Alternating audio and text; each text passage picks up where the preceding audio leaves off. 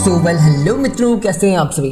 देखिए, आज की इस क्लास में हम बात करने वाले हैं बीए सेमेस्टर 3 इंग्लिश लिटरेचर के बारे में, यानी कि अंग्रेजी साहित्य के बारे में।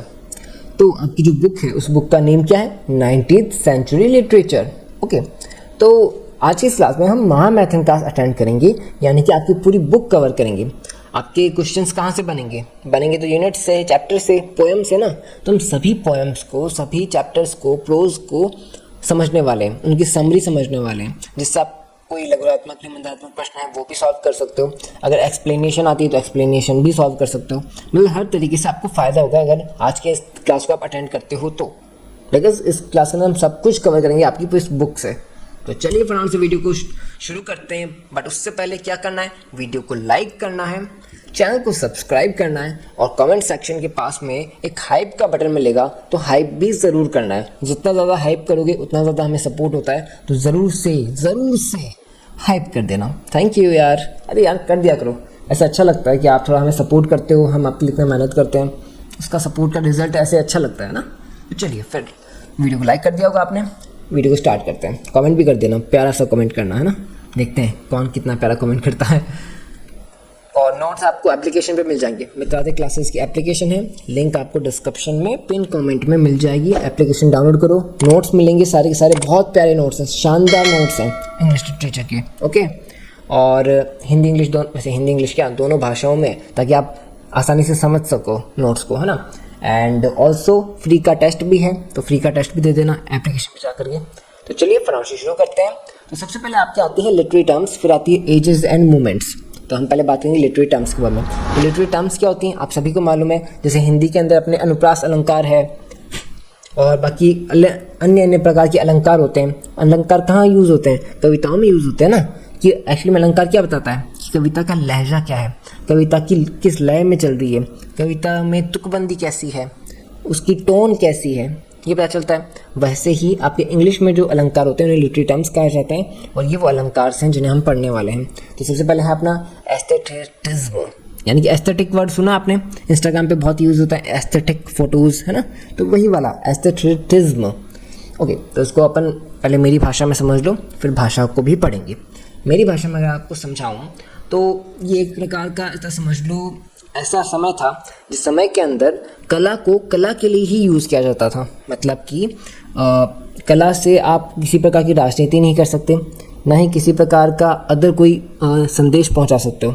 ओनली कला के लिए ही, यानी कला सौंदर्य के लिए दिखाई गई थी, ब्यूटी के लिए दिखाई गई थी। मतलब कि आप इसे समझिए कि arguing that art should exist solely for its own beauty rather than to serve moral, didactic और political purpose।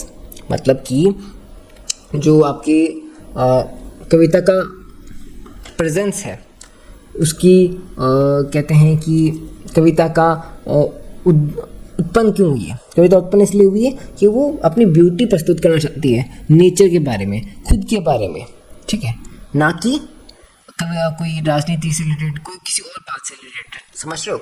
मैं आपको अच्छे से और समझाता हूँ कि कला का उद्देश्य सिर्फ कला की सुंदरता होनी चाहिए। यह ज़रूरी नहीं है कि हर आर्ट वर्क को मॉरल लेसन, यानी कि नैतिक संदेश देना ज़रूरी है। कि ज़रूरी नहीं कि हर कहानी के अंदर एक लास्ट में नैतिक संदेश निकले कि हाँ भाई इसका संदेश क्या निकला, शीर्षक क्या निकला, वो बताओ। नहीं, यहाँ पे सिर्फ कविताएँ लिखी गई है ब्यूटी के लिए, और वो जब लिखी जाती है ब्यूटी के लिए, जब कविता लिखी जाती है तो उसमें कौन सा अलंकार होता है? एस्थेटिज्म होता है। ओके, तब चलिए इसकी परिभाषा को देखते हैं।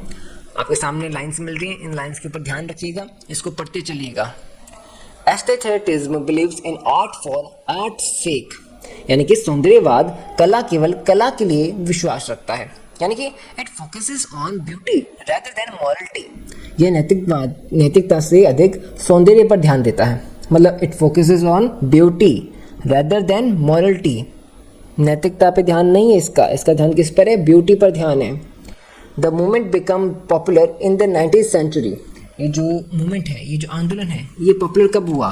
19वीं शताब्दी के अंदर पॉपुलर हुआ। Oscar Wilde was a major supporter of aestheticism, यानी कि इस जो अलंकार है आपका, ये अलंकार, इसका सबसे ज़्यादा लोकप्रिय कौन से काल में हुआ था? 19वीं शताब्दी में। सपोर्ट सबसे ज़्यादा किसने किया था? ऑस्कर वाइल्ड ने किया था। तो ऑस्कर वाइल्ड क्या हुए? इसके बहुत बड़े सपोर्टर हुए। ओके, इट रिजेक्ट्स इसने रिजेक्ट कर दिया क्या, मॉरल टीचिंग इन लिटरेचर, यह साहित्य में नैतिक उपदेश को अस्वीकार करता है। यानी कि आपकी ब्यूटी जो आपकी जो कविताएं होती है ना एस्थेटिज्म वाली, उन कविताओं के अंदर मॉरल संदेश होता ही नहीं है, मॉरल जो टीचिंग होती है ना वो होती ही नहीं है, नैतिकता होता ही नहीं है। समझे बात, समझे। चलिए नेक्स्ट बताता हूँ आपको। चलिए नेक्स्ट है अपना कि it emphasises artistic style and form, ये कलात्मक शैली और रूप पर जोर देता है। कलात्मक शैली, कलात्मक शैली का मतलब है कि जो आपके आर्ट होते हैं ना वो आर्टिस्ट बनाता है, और आर्टिस्ट की अपनी खुद की एक स्टाइल होती है, वो उसी स्टाइल पर जोर देता है। ठीक है। Beauty is the highest value in art, कला में सुंदरता सर्वोच्च मूल्य मानी जाती है। It opposes utilitarian ideas of art, यानी कि जो यूटिलिटेरियन आइडियाज़ हैं यानी उपयोगितावादी विचार हैं उनका विरोध करता है कि भाई कविताओं के थ्रू आप किसी और काम को साधना चाह रहे हो तो वो गलत है। कविता सिर्फ कविता की सुंदरता बताने के लिए ही लिखी गई है। समझे। कई होते हैं ना कि कविताओं के साथ दूसरे काम को साधना चाहते हैं कि कविताओं से संदेश पहुंचा रहे हैं, नहीं, यहाँ पे वो नहीं होता है। इट इन्फ्लुएंस्ड विक्टोरियन लिटरेचर, इसने विक्टोरियन साहित्य को प्रभावित किया, इन्फ्लुएंस्ड किया किसको, विक्टोरियन लिटरेचर को। एस्थेटिज्म सेलिब्रेट आर्टिस्टिक फ्रीडम, सौंदर्यवाद कलात्मक स्वतंत्रता का समर्थन करता है। किसका समर्थन करता है, आर्टिस्टिक फ्रीडम का। कौन करता है, एस्थेटिज्म करता है। Okay, very good. चलिए फिर नेक्स्ट पे आते हैं। विक्टोरियन पोइट्री, ये आपका नेक्स्ट अलंकार है, नेक्स्ट लिटरेरी टर्म है। क्या है, Victorian poetry. Victorian poetry belongs to the Victorian age, ये किससे बिलोंग करती है, विक्टोरियन युग जो है आपके उससे बिलोंग करती है। ओके, तो ये पोइट्री जो है इंटरेस्टिंग कॉन्ट्रास्ट दिखाती है। पहले मेरी आवाज़ को सुनो, मैं क्या समझा रहा हूँ उसको समझो। यह एक फेथ यानी कि रिलीजियस बिलीफ है, और दूसरी तरफ डाउट यानी संदेह, क्योंकि इस समय साइंस तेज़ी से डेवलप हो रहा था। कौन से टाइम में, 19वीं शताब्दी के अंदर, जिससे कई लोगों के रिलीजियस बिलीफ हिलने लगे थे, यानी कि उनकी जो धार्मिक वो चीज़ों को मानते थे ना उनमें अब कहीं ना कहीं अविश्वास आ रहा था, वो कमज़ोर पड़ रहे थे, क्योंकि अब शिक्षा आ रही थी, शिक्षा के साथ में कुछ जो धार्मिक कुरीतियाँ थी वो भी अब डगमगाने लग गई थी। इसलिए विक्टोरियन पोइट्री में नेचर, ह्यूमन सफरिंग और स्पिरिचुअल क्राइसिस जैसे थीम्स अक्सर दिखाई देते हैं। क्या दिखाई देता है, ह्यूमन सफरिंग यानी कि जो इंसान अपना संघर्ष कर रहा है ना वो दिखाई देता है, एंड स्पिरिचुअल क्राइसिस का मतलब धार्मिक संकट जो आया वो दिखाई देता है। ये इसकी थीम्स रही हैं, किसकी, विक्टोरियन पोइट्री की। इस एज के इम्पॉर्टेंट पोइट्स में अल्फ्रेड टेनिसन आते हैं, मैथ्यू आर्नोल्ड आते हैं, एंड यहाँ पर आपको सबसे ज़्यादा ह्यूमन इमोशंस को बहुत बड़े ही प्यारे तरीके से, बहुत ही सुंदर तरीके से, ढंग से एक्सप्रेस किया गया। किसको एक्सप्रेस किया गया, ह्यूमन इमोशंस को। ओके, एंड इसमें मॉडर्न लाइफ और पुरानी लाइफ के बीच में कॉन्फ्लिक्ट दिखाया गया, यानी कि संघर्ष दिखाया गया है। कैसे से इसकी कुछ बात है। इसमें रोमांटिक इमेजिनेशन और रियलिस्टिक थिंकिंग दोनों मिलते हैं, यानी कि रोमांटिक इमेजिनेशन जो आपके कहते हैं कि प्यार भरे विचारधारा मिलती है, एंड रियलिस्टिक थिंकिंग यानी वास्तविकता की कुछ सोच भी दिखाई देती है। तो देखिए अब अपन इसको भाषा से पढ़ते हैं आपके सामने। पहले तो मेरे को सुन लिया आपने, अब भाषा से पढ़ते हैं। Victorian poetry belongs to the Victorian age, Victorian कविता विक्टोरियन युग से संबंधित है।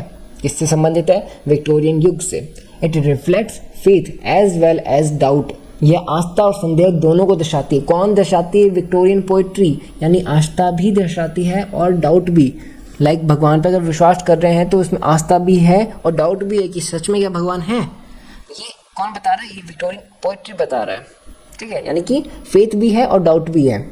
एज वेल एज का मतलब साथ ही, संदेह, आस्था के साथ ही संदेह भी है। साइंस क्रिएटेड रिलीजियस अनसर्टेनिटी, विज्ञान ने धार्मिक अनिश्चितता पैदा की। क्या, अनिश्चितता का जो वर्ड है वो क्या है, अनसर्टेनिटी। एंड रिलीजियस मतलब धार्मिक, साइंस मतलब विज्ञान।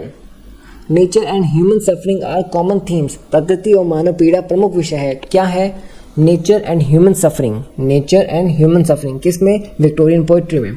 Alfred Tennyson was a major Victorian poet, Alfred Tennyson प्रमुख विक्टोरियन कवि थे। Okay, Alfred Tennyson. ये आपके क्वेश्चन कैसे बनेंगे, आपसे लिख दिया जाएगा कि विक्टोरियन पोइट्री को समझाओ, तो आप समझा दोगे। इसको बस एक आपको बड़ा सा पैराग्राफ लिखना, 1 या 2 पैराग्राफ लिख देना, आपका आंसर तैयार हो जाएगा। बट तभी लिखोगे जब समझ में आएगा पूरा, दिमाग में फिट होगी कि बात कहना क्या चाहता है विक्टोरियन पोइट्री, है ना।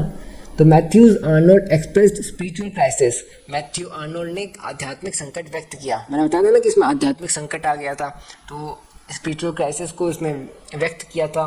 The poetry is serious and reflective, यहाँ पे जो गंभीरता है, चिंतनशीलता है वो दिखाई गई, यानी कि serious and reflective. It combines romanticism with realism, मैंने बताया ना कि आपके जो रोमांटिसिज्म है और यथार्थवाद यानी कि वास्तविकता है उसका मिश्रण है इसके अंदर। It deals with social and moral problems, यह सामाजिक और नैतिक समस्याओं पर आधारित है, यानी कि social and moral problems. Social मतलब सामाजिक, मॉरल मतलब नैतिक और प्रॉब्लम्स मतलब समस्याएं, है ना। देन फिर अपना आता है Victorian poetry reflects intellectual conflict, Victorian कविता बौद्धिक संघर्ष को दर्शाती है। क्या दर्शाती है विक्टोरियन कविता? बौद्धिक संघर्ष, यानी कि आपके जो इंटेलेक्चुअल कॉन्फ्लिक्ट है, कॉन्फ्लिक्ट मतलब संघर्ष, कॉन्फ्लिक्ट क्या लिखा है कॉन्फ्लिक्ट, इस स्पेलिंग को याद कर लेना कॉन्फ्लिक्ट स्पेलिंग को, क्योंकि आपके इस एग्जाम के अंदर ये वर्ड आपको कई जगहों पे दिखाई देगा, कॉन्फ्लिक्ट वाला वर्ड, ठीक है। आंसर लिखते टाइम आप कई जगहों पे यूज़ कर सकते हो। रिफ्लेक्ट, ये वर्ड भी याद कर लो, रिफ्लेक्ट यानी कि दर्शाना। तो ये क्या दर्शाती है? इंटेलेक्चुअल कॉन्फ्लिक्ट दर्शाती है, यानी कि बौद्धिक संघर्ष को दर्शाती है। कौन दर्शाती है? विक्टोरियन पोइट्री दर्शाती है। Okay, very good. चलिए नेक्स्ट पे आते हैं, विक्टोरियन नॉवल। विक्टोरियन नॉवल को समझते हैं। अच्छा, विक्टोरियन पोइट्री पहले बताओ क्या था उसमें भाई धार्मिक जो है क्राइसिस आ गए थे, स्पिरिचुअल क्राइसिस आ गए थे, एंड आपके वहाँ पर जो क्या बोलते हैं प्रेम यानी कि रोमांटिसिज्म है और रियलिस्टिसिज्म है यानी वास्तविकता है, वो दोनों कंबाइन हो गई थी, है ना। इस तरह की कुछ चीज़ें बताई गई हैं किसमें? विक्टोरियन पोइट्री के अंदर। बट नॉवल के अंदर क्या बताया गया? तो novel, the Victorian novel developed in the 19th century, 19वीं शताब्दी में इसका विकास हुआ। It reflects the life of the middle class, यह मध्य वर्गीय जीवन को दर्शाता है। क्या विक्टोरियन नॉवल क्या दर्शाता है? मध्य वर्गीय जीवन, मिडिल लाइफ यानी मिडिल क्लास की जो लाइफ होती है उसको दर्शाता है। तो ये इंपॉर्टेंट है, ये वाला क्वेश्चन आ सकता है विक्टोरियन नॉवल का, तो इसको याद करना अच्छे से।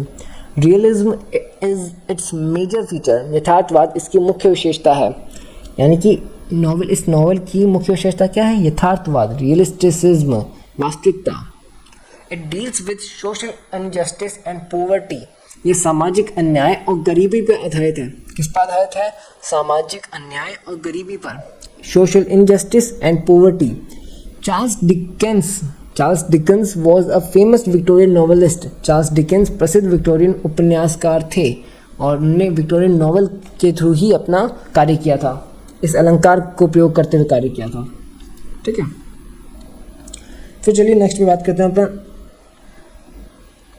नेक्स्ट है अपना many novels were published in serial form, कई उपन्यास धारावाहिक रूप में प्रकाशित हुए, यानी विक्टोरियन नॉवल जो है वो एक तरीके से सीरीज होती है ना, लाइक आपके जैसे एपिसोड आते हैं वैसे बनाए गए थे धारावाहिक के रूप में, समझ रहे हो। चलिए नेक्स्ट पॉइंट क्या अपना? नेक्स्ट पॉइंट है इट रिफ्लेक्ट्स इंडस्ट्रियल सोसाइटी, यह औद्योगिक समाज को दर्शाता है। किसको दर्शाता है? औद्योगिक, industrial society.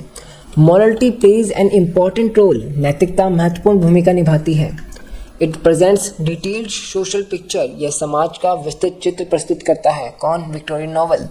Victorian novel shows social change, Victorian novel उपन्यास सामाजिक परिवर्तन को दर्शाते हैं। क्या दर्शाते हैं? सामाजिक परिवर्तन को, सोशल चेंज को। सोशल पिक्चर, इम्पोर्टेंट रोल क्या है? मॉरलिटी है, समझ रहे हो। बहुत ईजी है यार। चलिए, अरे देखिए कई बार क्या होता है, आप जब पढ़ने जाते हैं ना तो बहुत फर्स्ट टाइम जब पढ़ते हैं तो वो दिमाग में कई बार नहीं बैठता, तो आपको क्या करना है, इस क्लास को पूरा देखना है, एंड तक देखना है, ठीक है। या सही कह रहा हूँ मैं, पूरी क्लास को एंड तक देखना है।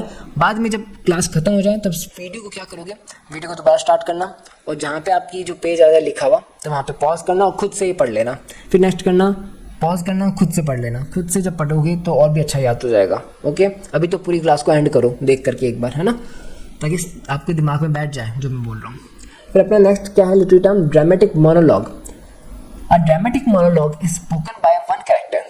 देखिए यहाँ पे कैरेक्टर दिखाई दे रहा है, ये बोल रहा है। नाटकीय एकालाप एक पात्र द्वारा बोला जाता है, spoken by a one character. There is a silent listener in the poem. कविता में एक मौन श्रोता होता है, मतलब कि कविता इमेजिन करती है जैसे कि एक जना है जो साइलेंट होकर के यानी कि मौन होकर के उसे सुन रहा है, इमेजिन किया जाता है इसके अंदर, है ना, कि एक साइलेंट श्रोता होता है, लिसनर होता है।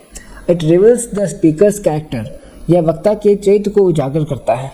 ओके, मतलब कि जो बोल रहा है ना उसका चरित्र पता चल जाता है, उसका कैरेक्टर पता चल जाता है। The poem presents a dramatic situation, ये नाटकीय परिस्थिति प्रस्तुत करता है। यानी नाटक के अंदर जैसे होता है ना कि वो वहाँ एक बार की बात है, ऐसा हुआ था, वो जा रहा था, नाटक वाली फील आने लग जाती है, ड्रामेटिक सिचुएशन तैयार की जाती है, ठीक है, प्रेजेंट किया जाता है। It shows the psychology of the speaker, ये वक्ता की मनोवैज्ञानिक जो उसकी भावनाएं हैं, दृष्टि है, उसको भी दिखाती है। साइकोलॉजिकल, ओके, साइकोलॉजिकल थॉट्स हो सकते हैं, व्यूज हो सकते हैं। Robert browning perfected this form, Robert browning ने इस शैली को परिपूर्ण किया, यानी इसके अंदर कुछ कमियां होंगी तो उसे परिपूर्ण कर दिया था। किसने? रॉबर्ट ब्राउनिंग ने। किसको किया था? ड्रामेटिक मोनोलॉग को किया था। My last duchess is a famous example, my last duchess जो है ना इसका प्रसिद्ध उदाहरण है। किसका? ड्रामेटिक मोनोलॉग का। Okay, it combines poetry and drama, यह कविता और नाटक का मिश्रण है, यह कविता और नाटक का मिश्रण है। It combines poetry and drama, जो ड्रामेटिक मोनोलॉग होते हैं ना उसमें कविता भी होती है और ड्रामा भी होता है। Hidden emotions are revealed in the speech, भाषण में जो स्पीच है उसमें कुछ छिपी हुई भावनाएं प्रकट होती हैं। Okay, it shows inner conflict of the speaker, ये वक्ता के आंतरिक संघर्ष को दर्शाता है। जैसे कि कोई बार दिखाते हैं ना कि वो खुद से ही लड़ाई कर रहा होता है अंदर ही अंदर, उस चीज़ को यहाँ पे दर्शाया जाता है नाटक के थ्रू, ड्रामा के थ्रू। सो ड्रामेटिक मोनोलॉग क्या करता है? Shows inner conflict of the speaker. फिर अपना नेक्स्ट लिटरेरी टर्म है short story. Okay, short story ये भी देख लेते हैं। A short story is a brief prose narrative, लघु कथा एक संक्षिप्त गद्य कथा है। क्या है? संक्षिप्त गद्य कथा। भाई संक्षिप्त मतलब छोटा, ब्रीफ मतलब छोटा। Okay, brief prose narrative and it focuses on a single event, ये एक मुख्य घटना पर केंद्रित होती है, यानी कि focus on a single event, यानी कई सारे इवेंट की बात नहीं होती, सिर्फ एक इवेंट की बात हो रही होती है शॉर्ट स्टोरी में। इट हैज़ लिमिटेड कैरेक्टर्स, इसमें एक मात्र इसमें कम पात्र होते हैं। लिमिटेड यानी कि कम, सीमित पात्र होते हैं, limited characters. It develops one main theme, यह एक मुख्य विषय बनाती है, उसके चारों ओर घूमती रहती है, यानी सराउंडिंग ऑन दैट टॉपिक या ऑन थीम, या एक मुख्य विषय पर विकसित करती है। It develops one main theme. It produces a single emotional effect, यह एक भावनात्मक प्रभाव उत्पन्न करती है।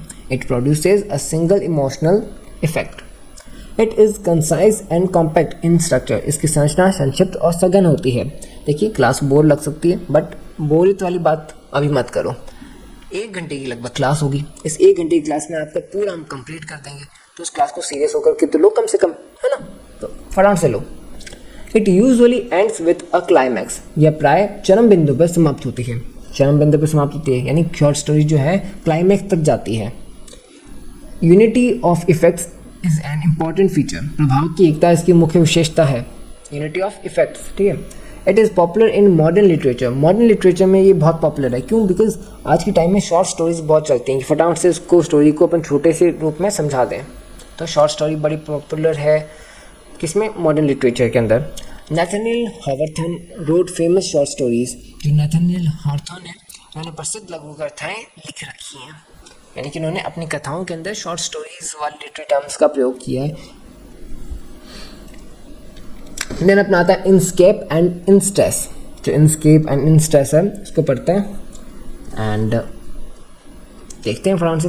तो इनस्केप और इंस्ट्रेस ये दोनों टर्म्स पोइट कर्नल मैनली हॉपकिंस ने दिए थे।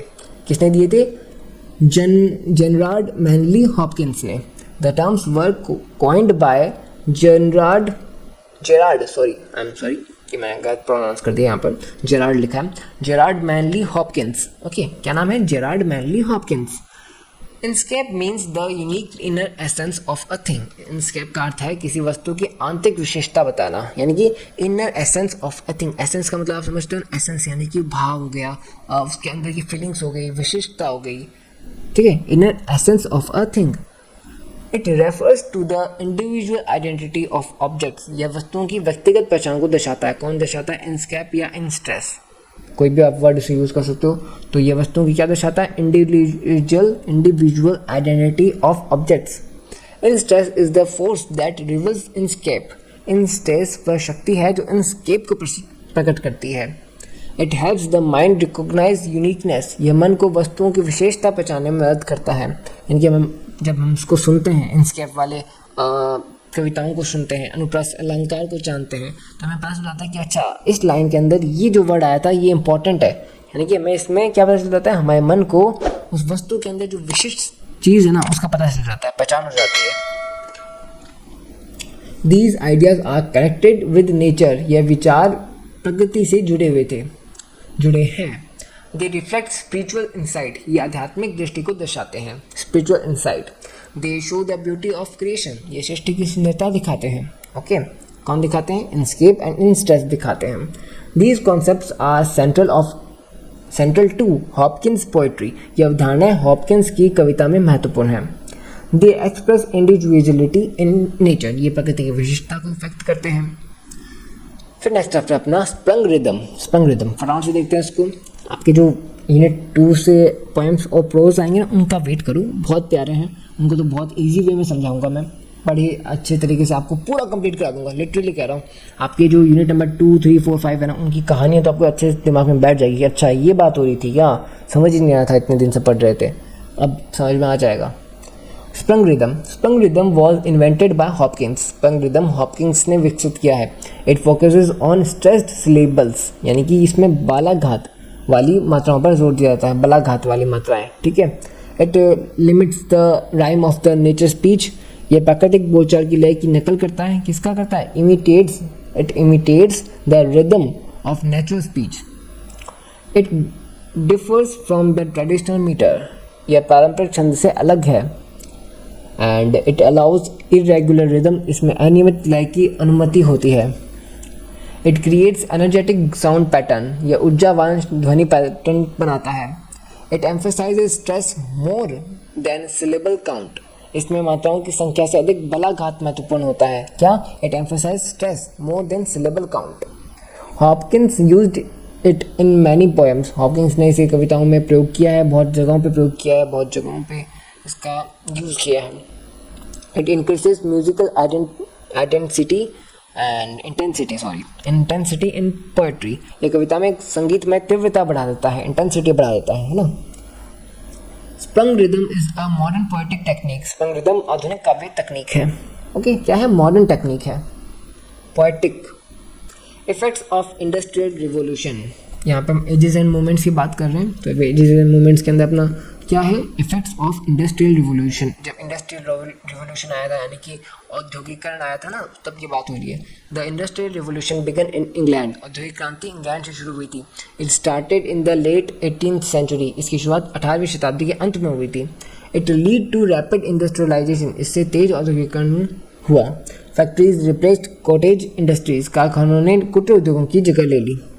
Urbanisation increase during this period, इस समय नगरीकरण बढ़ा था, ठीक है। It creates class divisions in society, इससे समाज में वर्ग विभाजन हो गया। Capitalism develop during this time, इस समय पूंजीवाद का विकास हुआ। वर्कर्स ऑफन सफर्ड एक्सप्लॉयटेशन, मजदूरों का शोषण होने लगा। The revolution influenced Victorian literature, इस क्रांति ने विक्टोरियन साहित्य को प्रभावित कर दिया था। Many writers described social problems, कई लेखकों ने सामाजिक समस्याओं का वर्णन किया था, इस दौरान आई सामाजिक समस्याओं का वर्णन किया था, है ना। तो ये आपका कुछ इस प्रकार का क्या है? यह इफेक्ट्स ऑफ इंडस्ट्रियल रिवोल्यूशन है। जब आपके बताया जाता है कि भाई जब औद्योगिकरण आया था तब क्या क्या दिक्कतें आई थी, इन चीज़ों को बताया गया है और राइटर्स ने उसे कैसे प्रस्तुत किया था लिटरेचर के दौरान, है ना। फिर आता है अपना Victorian age. The Victorian age lasted from 1837 to 1901, Victorian युग 1837 से 1901 तक रहा। लास्ट यानी लास्टेड तक रहा। इसका नाम रानी विक्टोरिया के नाम पर था, जिसका it is named after queen Victoria. It was a period of progress and doubt, ये प्रगति और संदेह का युग था। कैसा युग था? प्रगति का, संदेह का, डाउट का, प्रोग्रेस का। साइंस चैलेंज रिलीजियस बिलीफ्स, विज्ञान ने धार्मिक विश्वास को चुनौती दी थी, ठीक है। Industrial growth marked the age, औद्योगिक विकास अब इसकी पहचान था। क्या था? Industrial growth. British empire expanded during this period, इस समय ब्रिटिश साम्राज्य का विस्तार हुआ था। Society valued morality and respect and ability, तो रिस्पेक्टेबिलिटी समाज में नैतिकता और प्रतिष्ठा का महत्व बढ़ा। किसके लिए? ब्रिटिशर्स के लिए, लिटरेचर के लिए। लिटरेचर रिफ्लेक्टेड सोशल इश्यूज, साहित्य में सामाजिक समस्याएं दिखाई देने लगती हैं। अल्फ्रेड टेनिसन वॉज पोएट लाउट्रेट, देखिए लॉरिएट है, इसके अंदर लॉरिएट लिखा है एक्चुअली में। तो अल्फ्रेड टेनिसन पोएट लॉरिएट थे। क्या थे? Laureate. Victorian literature shows intellectual conflict, Victorian साहित्य बौद्धिक संघर्ष को दर्शाता है। द ऑक्सफोर्ड मूवमेंट, ये जो है एजेस एंड मूवमेंट का एक और इम्पॉर्टेंट है। क्या है? The Oxford movement. The Oxford movement begin in 1833। यार आज मेरा नंबर्स कैसे गलत हो रहा है? नंबर क्या है? 1833। It aimed to receive Catholic traditions, इसका उद्देश्य कैथोलिक परंपराओं को पुनर्जीवित करना था। किसको? कैथोलिक ट्रेडिशंस को। किसका काम है? ऑक्सफोर्ड मूवमेंट का। कैथोलिक ट्रेडिशंस को पुनर्जागरण करना, उसका रिवाइव करना। It also called the Tractarian movement, इससे ट्रैक्टेरियन आंदोलन भी कहा जाता है।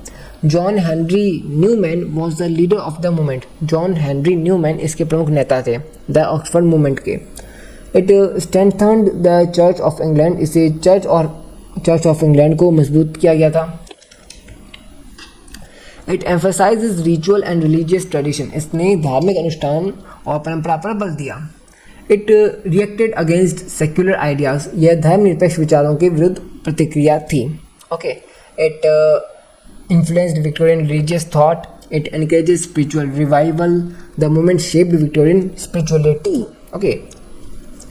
फिर आता है अपना यूटिलिटेरियनिज्म, यानी कि उपयोगितावाद। यूटिलिटी होती है ना, तो उसी का ही ये रूप है यूटिलिटेरियनिज्म। उपयोगितावाद एक दार्शनिक सिद्धांत है, यानी कि फिलोसॉफिकल थ्योरी है। फिलोसॉफिकल थ्योरी, दार्शनिक। It was founded bye Jeremy Bentham, इसकी संस्थापना किसने की थी? जेरेमी बेंथम ने की थी। John Stuart Mill later supported the theory, John Stuart Mill ने बाद में इसका समर्थन किया। किसका? यूटिलिटेरियनिज्म का। Actions are judged by their consequences हुए थे, यानी कि कर्मों का मूल्य उनके परिणाम से तय होता है।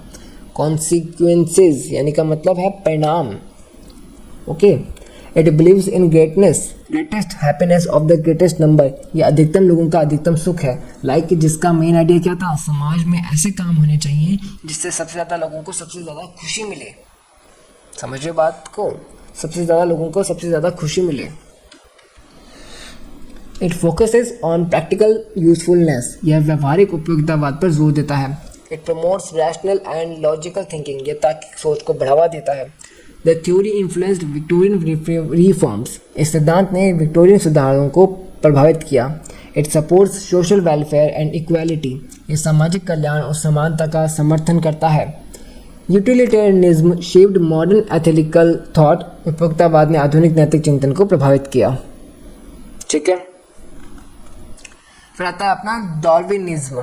Darwinism is based on Charles Darwin's theory, डार्विनवाद चार्ल्स डार्विन के सिद्धांत पर आधारित है। क्या? डार्विनवाद चार्ल्स डार्विन के सिद्धांत पर आधारित है। It explains evolution through natural selection, यह प्राकृतिक चयन द्वारा विकास को समझाता है। Okay. Darwin's published origin of species in 1859, Darwin ने 1859 में ओरिजिन ऑफ स्पीसीज प्रकाशित की थी। डार्विन ने 1859 में ओरिजिन ऑफ स्पीसीज प्रकाशित की थी 1859 में। The theory challenged biblical creation belief, इस सिद्धांत ने बाइबल की जो सृष्टि कथा है उसको चुनौती दी थी।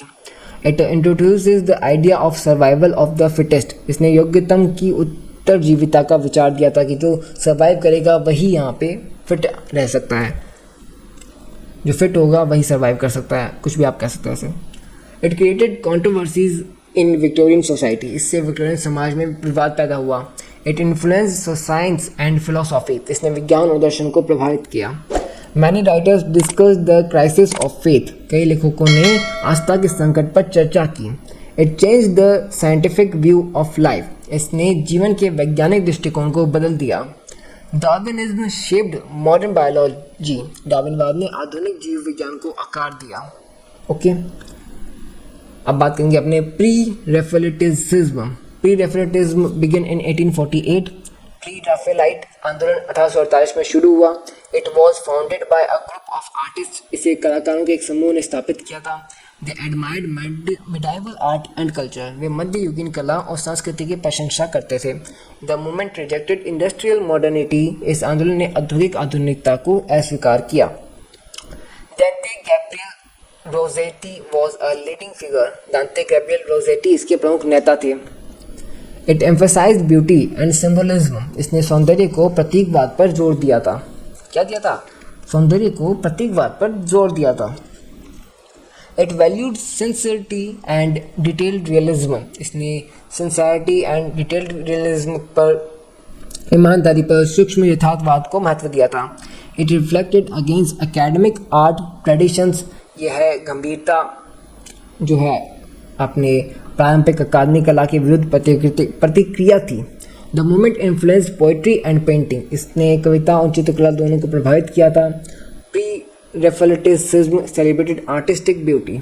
ओके, चलिए, तो आज की क्लास में हमने आपके क्या बोलते हैं यूनिट 1 के जितने भी literary terms and ages and moments थी उनको पढ़ा है। ओके, अब नेक्स्ट क्लास में अपन क्या करने वाले हैं, नेक्स्ट क्लास में आपके यूनिट 2 से लेकर के यूनिट 5 तक का सारा रिवीजन करेंगे। ओके, जिसमें आपके पोएम्स हैं, प्रोज हैं, उनको अपन कवर करने वाले हैं। बट इस क्लास में हमने क्या किया है, यूनिट 1 की जितनी भी आपकी क्या होती है लिटरेरी टर्म्स होती है, एजेस एंड मोमेंट्स होते हैं, इनको कवर किया। अब आपको क्या करना है वो बता रहा हूँ। आपको फटाफट से वीडियो को दोबारा से देखना है, वीडियो को पॉज करना है, पॉज करके जहाँ पर भी वो आपकी ये भाषा लिखी हुई ना उसको पढ़ना है।